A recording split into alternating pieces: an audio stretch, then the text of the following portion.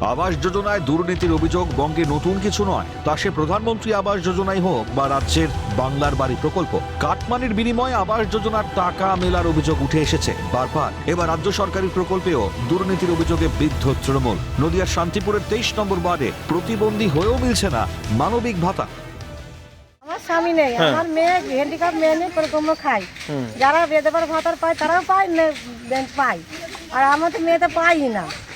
মানে প্রতিবন্ধী নয়, অথচ প্রতিবন্ধী ভাতা পায়। প্রতিবন্ধী নাই, প্রতিবন্ধীর পাই। আর তোমার মেয়ের পাচ্ছ না? কত সালে কার্ড? এই যে তাহলে 2007 সালে 2007 সালে করা আছে এই কার্ডটা, আর এই যে 2025 সালতে এখনো পর্যন্ত ভাতা পাওনি। এখনো পর্যন্ত ভাতা।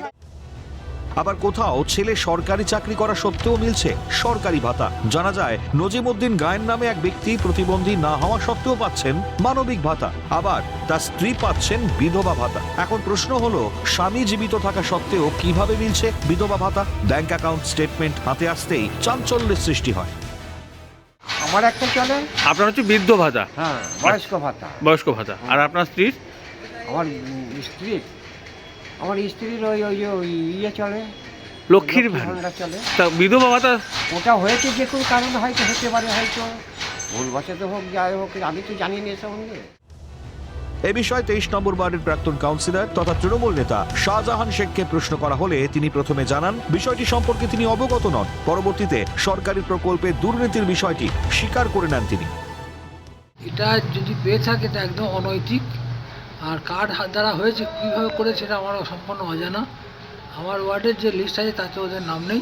তবে ফতেমা বিবি গাইনকেও চিনি, নাজমুদ্দিন গাইনকেও চিনি, যেহেতু তারা আমার ওয়ার্ডের লোক। নাজমুদ্দিন গাইন এখনও জীবিত, ফতেমা গাইনও জীবিত।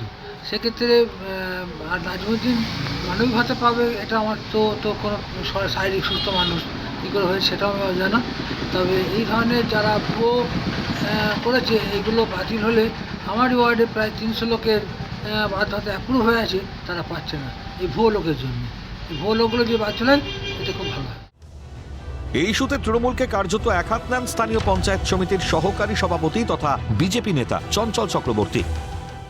যে লুট চলছে সরকারি টাকা, এ টাকা তো আপনার আমার টাকা, এ টাকা তো কারোর পৈতৃক সম্পত্তি না। দালালগুলো এইভাবে প্রতিবন্ধী মানুষদের বঞ্চিত করে, একজন অসহায় মানুষকে বঞ্চিত করে এই ধরনের অপকীর্তিগুলো করেছে। এই চক্র শান্তিপুরে ব্যাপকভাবে রয়েছে। আমরা চাই অবিলম্বে এর ব্যবস্থা নিতে হবে। সরকারি প্রকল্পেও যদি বঙ্গে লাগাতার দুর্নীতি হয় তাহলে সাধারণের সুবিধে কোথায়? প্রসেনজিৎ বিশ্বাসের রিপোর্ট, ক্যালকাটা নিউজ।